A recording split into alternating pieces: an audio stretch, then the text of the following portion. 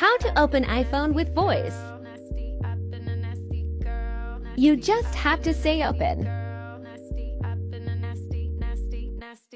Open new password.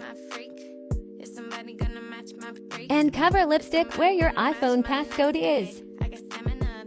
Settings. Accessibility.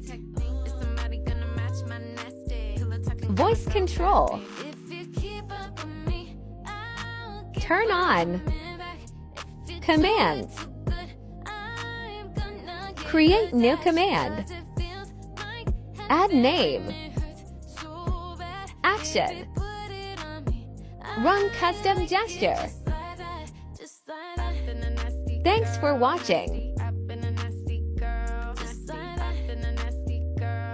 Done.